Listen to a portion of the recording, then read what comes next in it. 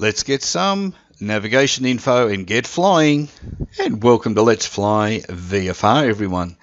And today I'd just like to thank all the new subscribers. I've had quite a number come on board recently. If this is the first time at my channel, please, if you like what you see, hit that subscribe button. Hit the thumbs up for me, guys. No one seems to like to hit the thumbs up. In the last few months, I've managed to get 2 thumbs down and a splattering of thumbs up. So that'd be really great if you could do that for me. And as always, if you haven't already, subscribe to the channel. We have lots of videos on here already, being my nice fledgling channel. And I've, we got about approaching 40 videos now on varying things. So today, what are we going to do today? I want to do 2 things. The first thing I want to do is show you some of the tools you can have for VFR flying, or any sort of flying, and sim, and I guess real world as well.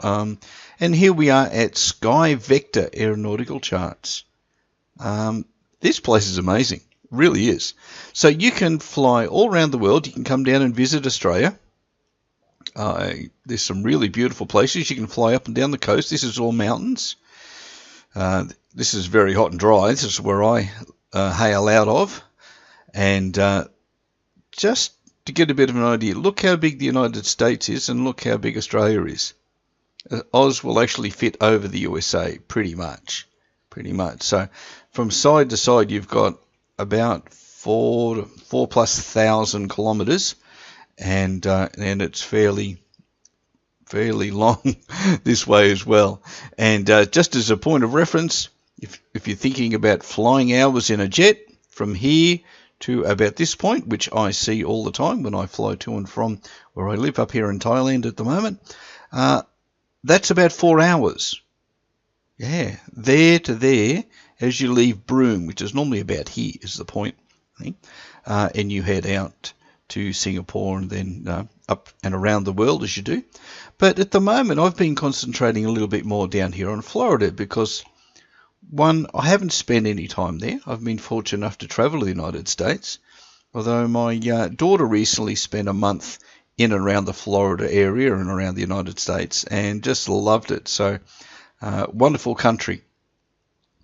But when it comes to flying, and whether you're flying, again, real world, if you're flying in your beautiful simulator, whichever flavor you choose to fly, it doesn't matter. This has got a lot of information as we look at it. So let's quickly do that. So we have some restricted areas here because of a space launch. Okay, so you don't want to be flying in through there. Gives you the information just by putting your cursor over it. So live for 2 days, surface to 118,000 feet. Okay, so you don't want to be flying through there or anything. You're going to be in for a bit of a surprise. Now you might notice the different colors of dots that we have available here. Excuse me. There's a lot of information here as well. Just by looking at this, you can tell that the eastern United States at the moment is having beautiful weather, because all the little green dots mean it's VFR weather. So what's VFR? Visual flight rules. That means you're going to have 3,000 foot from the surface up before you bump into any little clouds of any sort at all. And you're going to have at least 5 miles of clear visibility around the airport. And it's important to remember your reports that you get from these places are really only central to the airport itself, and about those 5 miles or so outside. They do say 10 miles in a lot of reports, but no, they're really focused on about the first 5 miles away from the airport. So that's your green ones. The next color we have is blue. So blue is marginal VFR, so you're not going to get quite as much space. So it's 1 to 3,000 foot, somewhere in that span. You're probably going to run into some cloud of some sort. It might be solid, it might just be light stuff, but it's there. And 3 to 5 miles of visibility. So that's starting to get down a bit, really. And X-Plane 11, if you happen to use X-Plane, models it pretty well. It seems pretty good. The next step up we have is magenta. So magenta, that's another word for pink, I think. Magenta is, well, what's that? Light limited instrument flight rules, or low instrument flight rules. Okay, so that is, there could be cloud between 500 and 1,000 feet AGL above the ground. Okay, above ground level, and your visibility is going to be down to 1 to 3 miles. So it's getting a bit tougher, isn't it? And then we got all the way down to instrument flight rules, and they're actually instrument flight rules, I'm sorry, is the red dots. There we go. See? So that's 500 to 1,000 feet before you run into some cloud, and 1 to 3 miles. And low instrument flight rules, which is the pink ones, the magenta ones as you like, sorry, is less than 500 foot before you run into some cloud. It actually doesn't give you a distance. I think it's half a mile or something visibility. So you're going to be pretty close to your minimums if you're going to land in anything like that. So the weather around here must be quite local, but it's pretty terrible today. Okay, just so you know what's going on. So let's have a little bit closer look here, because I want to plan a flight today, and it'll be in a separate video. So if you get your little plus sign there, or your cursor on your mouse, and you zoom in, you can get closer and closer. So I've done a few flights out of, it's West Palm Beach. Where's Miami? Port Lord, there we are. Down there, Miami. You can tell me I'm a foreigner, can't you? Because I don't know where it is. I've done some flights out of here, and I've also updated this airport as well, guys. So I'll tell you how to get that at the end of the video if you would like a copy of the updated version, because surprisingly there wasn't a lot there. There was a basic terminal, but all your FBOs like Signature and stuff like that, they weren't there. So if you're flying lighties like I like to fly, and especially the beautiful Lancair, then now you're going to be parked at an FBO, so you need some other airplanes around people. You need to have airliners and stuff parked in the main terminal. You want it to look somewhat realistic. If you could just get some more animated objects around, that'd be really good. And we've got people and stuff all around the place. So if you'd like this, I'll tell you how to get that at the end of the video, okay? So moving on. So where are we going to go? I actually don't know. I hadn't thought about it. I'm doing this on the fly. I have done a flight over to, not Naples, to Fort Myers, to Morocco. Where are we?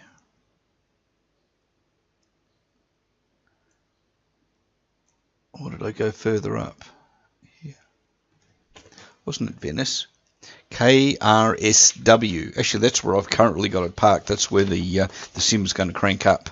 So that's Southwest Florida International. And that one I've been doing a little bit of work to as well. I'd like to do a little bit more to that, so I'll probably do a little bit more of that before I make that available to you. So, but what else are we going to look here? We have lots of information sitting there, guys, if you're not familiar with aviation maps. And this saves you going and buying them at, about $15 Australian, and they're only good for 6 months. So, you know, you can get this. You can print out sections of this, I'm sure. What did I just do? Just moved that a long way, haven't I? Where are you? We're in Canada or somewhere now. Damn. Okay, let's get back where we came from. Sorry about that. All right, let's go back in here again. So all the information you need. So you've got lots of red circled areas here. Now these are all airspace areas that if you're going to fly in a VFR environment, you pretty much should keep away from. You should be flying in all this open area out here that doesn't have any of these. This is airspace, okay?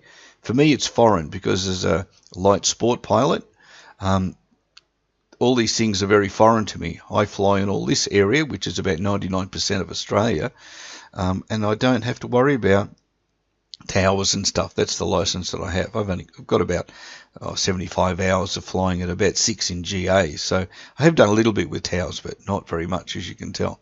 So what do we got? These are really important. You want to plan at least 1,000 foot if you're going to fly along this sort of general path. And this is a route. This is a road in the sky, if you like. It has its own name, its own allocation, and if you're looking on your GPS, I would imagine you should be able to find that as well. But these are obstacles or hills. You can see them here and around here. And this one's a tower of sorts, 1,000-foot tower. So if you're flying in that area, you need to add 1,000 foot of altitude at least, so that you don't have any danger of running into anything that's tall and nasty. And you can look all around here and you'll see all sorts of different ones. Now here, this symbol means they do parachuting here. Over here as well. There's symbols for gliding. There's symbols for model aeroplanes. There's a symbol for that if people fly model aeroplanes near a particular area. If you look over here, we've got some small airstrips. These are uncontrolled airstrips. So there's lots of little strips that you could go to, fly around, and all that information is here. Now let's say you want to go and get the information for Miami International. And there's obviously a few different airports in here. So we've got Miami here, Miami, sorry, it's KMIA. So if you want that airport, if you put your cursor over it, you get all the wind information and all that stuff's there for you, and how relevant that is and how old it is also there at the very top of the screen. But if you would like to find that, so if you know its identifier, and you can always go have a quick look on another tab and go Miami International or INTL airport code, there it is. Click on something like that and you want to know what it is. You have maps and guides and all sorts of stuff to it here. Click on that one. And I'm having a guess we're going to get it, MIA. So the other part you need to know is what's the first letter. So it's a K for this particular part of the United States. So it's KMIA. But you know, it's all available here. Oh, I'm still getting used to this browser. So back to Sky Vector. Now the other way you can go is you can go to airports. Just click up here on the left. You want an airport. If you know what it is, KMIA, hit that, and there we are. We're at Miami International Airport. And you can see the different fuel providers here, how much it costs. Yeah. And believe me, this varies a lot. You go to different airports, and they tell you the fuel from the local FBOs, fixed base operators, if you're not sure what that is. Now here, what else do we have? We have the coordinates. There we go. Where it is, its feet. It's 8 feet above MSL, mean sea level. Magnetic variation from 2000 is 5 degrees west. So if you've seen some of my other videos, we've talked about magnetic variation. I'll leave that alone for now. But if you're not using a GPS and you're just using compasses, very important. Otherwise, you're going to miss your destination by possibly 5 degrees. Now, if you want and this is all printable as well, guys. You can print this all out. Lots of stuff here. All the information on the particular runways, obstacles, really important things. And, you know, if you're going to go flying and you're going to make it somewhat realistic, it depends whether you think of the thing or the program as a simulator and you're trying to be accurate, or if it's just a game and you don't really mind, you're just having a bit of fun. Again, that doesn't matter. It's what you want to do with it. That's what it's there for. But if you'd like some information on the airport itself, just click on the map. And then up it comes. And again, you can save these. And I have a couple of them sitting next to me here in the desk for the airports that I've played with most recently. And here, you know, you've got your customs, you've got fire stations. So when I'm doing my builds, when I'm adding things, actually a fire station is something I haven't put there. So I think I'll do that before I make it available. But now that's a few minutes just to fix that up. You've got all the runways, you've got all the taxiways. You can just control and use your mouse button and scroll in. So you get elevations at the beginning here. You've got 8 left, 8 right, 12. Yeah, you've got all these different terminals here. Can I move it around if I grab the mouse? No, I can't. Okay. What else have we got? We've got, oh, you can scroll up and down. So you've got all, and I've put all of these in here. Okay, I think I've got everything in place, plus a pile of aeroplanes and cargo pods and all sorts of stuffs around here. So if you download it, it should look reasonable. But I will put a fire station there. I missed that. Okay, so lots of information there, and you need to know where to taxi. You get, you know, if you're going to fly IFR and you're getting clearances from the tower, and you don't know where to go, it's a bit pointless, isn't it? So you've got the letterings on all of these. So it's K6, K7, K9. You know, you get turn left at K10, which means you go all the way to the end and then taxi down here, or you get permission to cross runway 26 left. So you know you got to stop here and then wait before you can go across here, and then come over to the terminal if you're a jet man or girl. I do know you girls are out there. I just wish it was more obvious. It'd be good. Okay, so there's your airport information, guys. Print it out, have it available, put it next to you. All the information you need here for the airport that you're coming from. Find an airport that you want to fly to, and let's say we're going to go to, and it's because I've already got this, KRSW.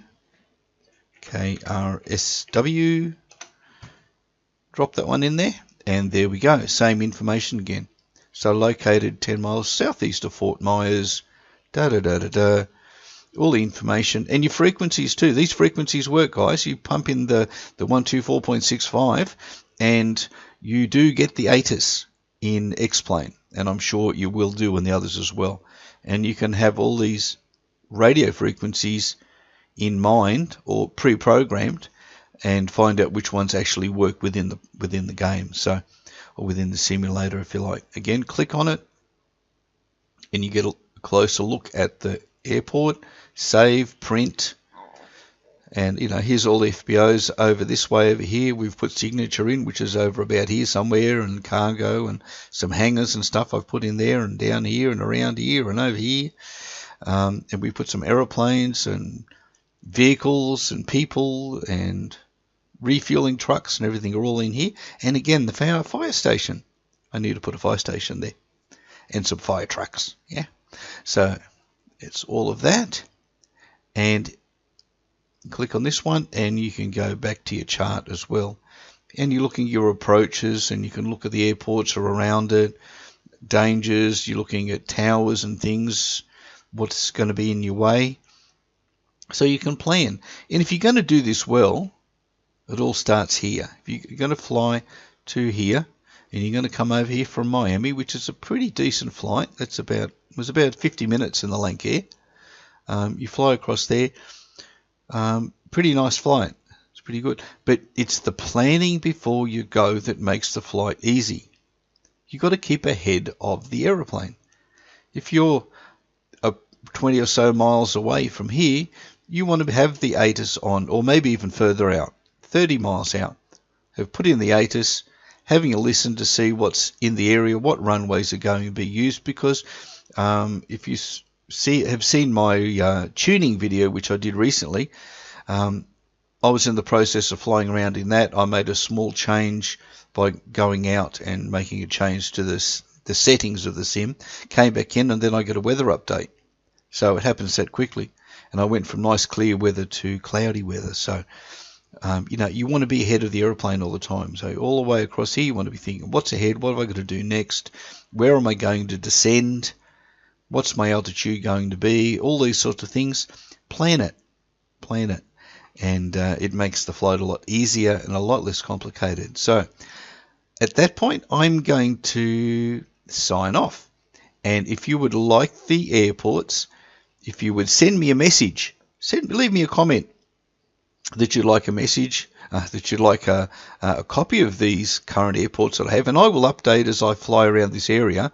When I go to airports, invariably they look okay, but they're never alive. We want them to be alive. So subscribe for me if you're new. If you haven't, thanks for coming back. Hope you enjoyed the video. Leave me some comments, any thoughts, any other programs and things that other people might be able to use in planning their flights around any part in the world will certainly be of benefit to everyone. So until next time, have a really fantastic day, and I will catch you again here at Let's Fly VFR.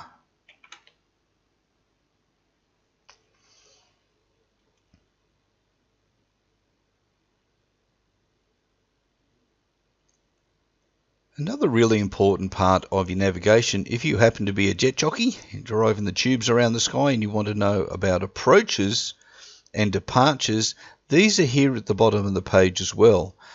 Something I miss because I don't tend to think about them personally because of the flying that I prefer to do. But you have takeoff minimums, alternate minimums, and then you have your standard terminal arrivals here, your stars here, your instrument approaches are all here. So if you want to know what they are, this is departures. So let's say we're going to do Sarasota 5, so you just click on it, and again it's going to bring up the chart for you with all the information, the heights you need to be, the radio channels you need to be, and all of the information you need to be able to do that departure correctly. Let's go back and have a look at an arrival. So instrument approaches, let's have a look at one of those. So ILS localizer runway 14. Okay, there's your localizer frequency there. All the information, the length of the runway, its elevation, your ATIS, approach control frequencies, all of that's here. What you need to do, and also, does it give us missed approaches? I'm sure that's probably there somewhere as well, what to do. Okay, so you've got all of that there. So it's probably where you'd be coming in from. They would line you up and then you'd come in on that. So all the information need there. So again, if you're looking at these things, you know you've got to be height, a particular height here, 2,000 feet here, and that's 4.5 nautical miles from Edgy, and then you need to be plus 500 feet to make your decision whether you go out or whether you continue on the ILS and make the approach. So there's a bit more information for you there. So put that in your bag as well, in your bag of tricks, and add that to your planning.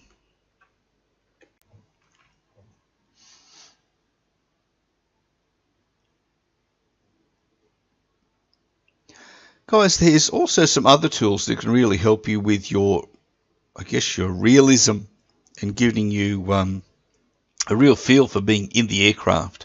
If you can't go to VR, which is, I think, probably the bee's knees at the moment for getting that realism, there are programs like this one. This is FaceTrack No IR. This is a fantastic program. It's quite inexpensive. It is a paid program, but it's quite inexpensive. And I have a setting here. And when I use the aircraft at the moment, I've been using this a lot. So I've got some basic settings here. It allows you to modify the curves. I haven't touched those ones yet. I've just touched this one a little bit. I've brought that down. It was a similar curve going up there. That's your up and down. I found that my head was disappearing at the top of the canopy very quickly. Forward and backward, that's good. So you can lean forward and lean back into your instruments. And actually that left and right, I might just desensitize that a little, unless it goes to extreme. And that means if I translate left or right with my head probably won't disappear out the canopy as well. It'd be nice if there was some sort of collision statement or something that said you can't go through the glass, but there isn't one, it seems, at the moment in this situation. So I'm going to do that. I think I will just save that, which is fine. And these I haven't changed. Some things you need to invert, where you move your body right and it goes left. So some of those, the smoothing, I've left all of that. The rest of it is as is. Now, if you start it up, here you get to see my ugly face on the camera. This uses a Logitech. I'm using a Logitech webcam. So here you can see me in it, and you can see that it's tracking my face. So up here in the short keys, you can center, or you can game 0. You can do lots of different things and allocate keys. I've just used the center because I find now and again it just it may lose track of your face. And it's very light dependent too, guys. So if you're, you can see that as I turn my head, the little man's face turns. And if it's not quite right, Control, Shift, Alt, and Z in game just centers it for me. There we go. That's for my recording. So I'm using shadow play. If you're looking at doing any recording like this, shadow play works really well if you have an NVIDIA card over the 1050 Ti. So that works pretty good. So you can look up, you can look down, you can look left, you can look right, you can move left, and you can move right. That doesn't show you it, but you can. It's very realistic. So we might have a look at that. And you can roll your head as well. Now I wonder if that's the wrong way around, but I think it's okay. And the free plugin for your head shake and your GFX and look ahead and everything, that works perfectly fine. They don't conflict at all. So if you're doing it at night, you may have to set this up a little differently for night. It tends to change at the moment. You can see I've got a reasonable amount of light behind me, and it can see my face. I did want to try and use this with some VR that I've got, because I have a mid-level phone and I didn't realize it didn't have a gyroscope in it. But if you put the VR headset on with the phone and everything in, it doesn't track you, so that's a bit disappointing for me. But where there's a will, there's a way. Okay, so I thought I'd just show you that. There's lots of things. There's plugins to make it more realistic. Other than this, there is a number. There's Free Track, and there's a couple of other paid versions out there as well. Some are a bit more, but they use LED lights that you mount on a hat or something on your head, and they track the LED points, one in the front, one on the side, and they have one for being able to detect you forward and backwards, as you can see in the camera as my hand moves. So all those things are out there. So yeah, I just thought I would show you that, because I think it's a great little tool. So we'll see that in our next flight, when we fly from, well, I'm not going to tell you. You'll have to come back to the next video, which is going to be very soon. Catch you soon.